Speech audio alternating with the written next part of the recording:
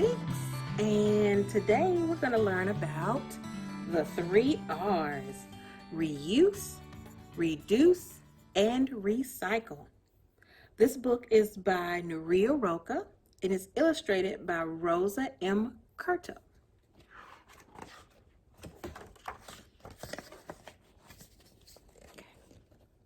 Do you know the letter R?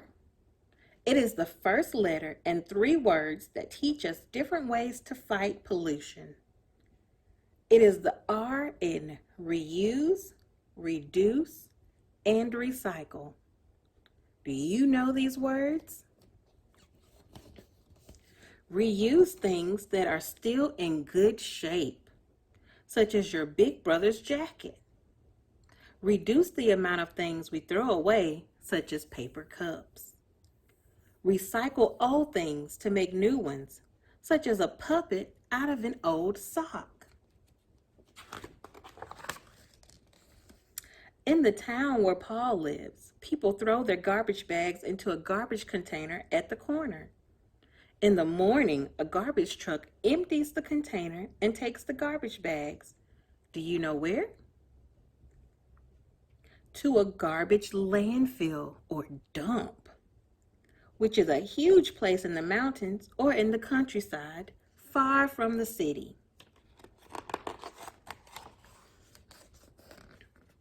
In Paul's town, however, there are so many people and so much garbage is produced that every landfill is full already, and nobody knows where to build another. So they have built a huge furnace called an incinerator to burn all the waste material. Nobody likes to live close by. People think the smoke coming out of the chimney is harmful to plants, animals, and people.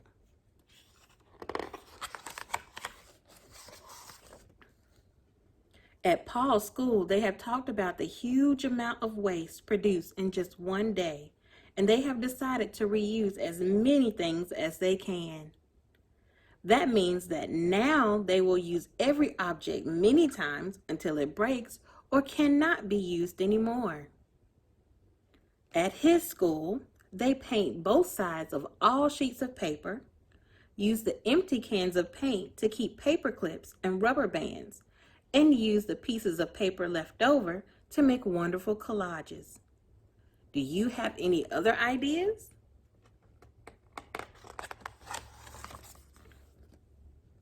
At home, everybody reuses as many things as possible. Paul wears his t-shirts that his big brother has outgrown and also plays with many of his old toys. Can you guess how many objects on the right page may be used over and over? Paul's brother outgrew his bike and now Paul rides it. And since he has no use for his tricycle anymore, he has passed it on to his cousin. How many things on the page can be reused?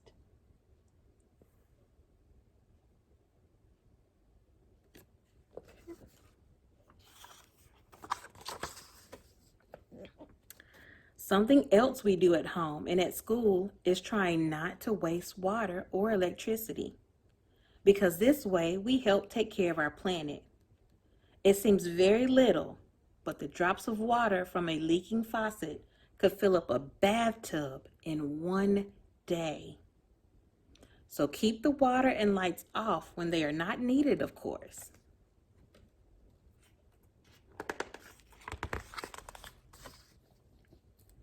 When Paul and his family go shopping for food, they take their own baskets or bags made of cloth. By doing that, they won't have to ask for plastic or paper bags at the supermarket and will reduce the amount of plastic and paper made by factories. Reducing means using very little, only what is needed.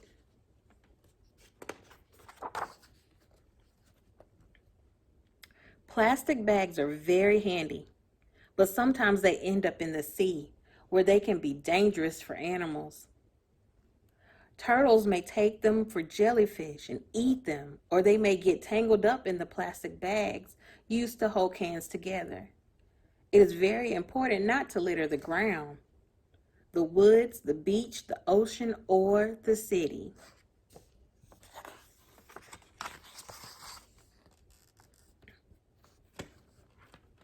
At Paul's school, they throw all paper and cardboard into a special container. Then trucks pick up everything and take it to a paper mill where used paper and cardboard is shredded and washed until it becomes a pulp that is wet and soft. With this pulp, they make paper again. When it gets dry, we have recycled paper.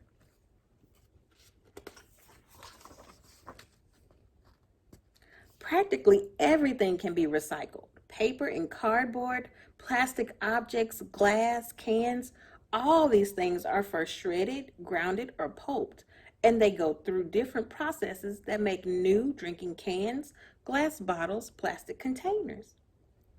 At school, we make paper paste out of torn and wet old paper.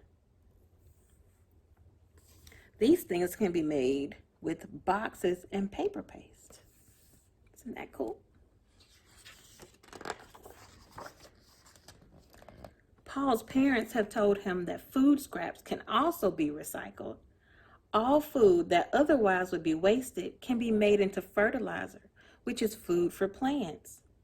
The fertilizer produced this way is called compost.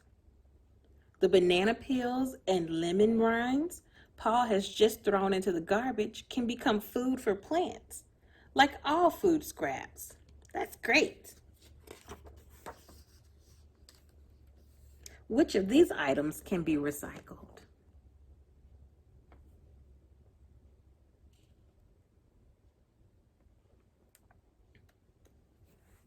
But if we want to recycle, we have to put the waste in special containers. Now, in the kitchen at Paul's home, there's a container for things made of plastic, metal, or glass, and another for all the other garbage. Also, newspapers and magazines are neatly tied in packages so they can also be recycled.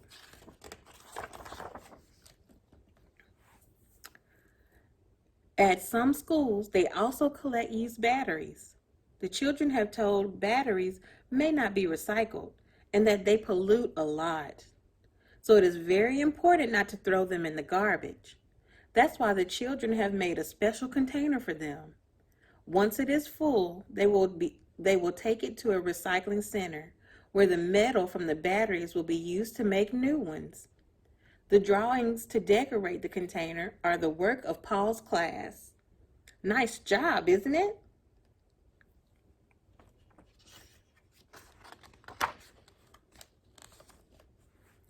If we waste less and recycle all we can, there will be less pollution and we will be able to live for a long time in our little planet, breathing smokeless air, swimming in clear waters, and strolling through woods and countryside free from garbage. Paul thinks it's worth the effort. How about you?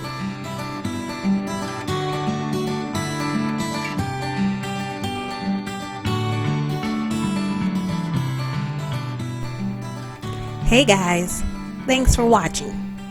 If you enjoyed this content, hit the subscribe button and the bell so you'll know when we upload new videos. Then let us know down in the comment section how you reuse, reduce, and recycle at your home. Oh, and don't forget to follow, like, and share our other social media platforms.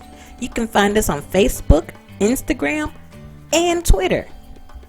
We look forward to connecting with you and sharing ways to make our community more sustainable. So until next time, always remember that litter literally begins and ends with us.